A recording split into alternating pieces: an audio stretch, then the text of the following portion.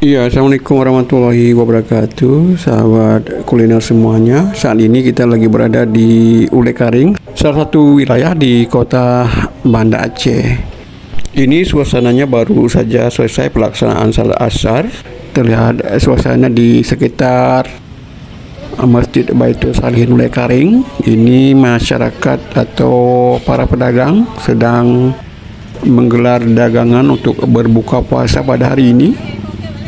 Ada sejumlah kuliner menarik dan sangat enak. Baru saja dipajang dan ini dia. Ya, kita lihat lebih dekat kue-kue apa saja yang dijual. Sangat mengundang selera. Ya, ini suasananya masih lama waktu bukanya, jadi masih belum ramai.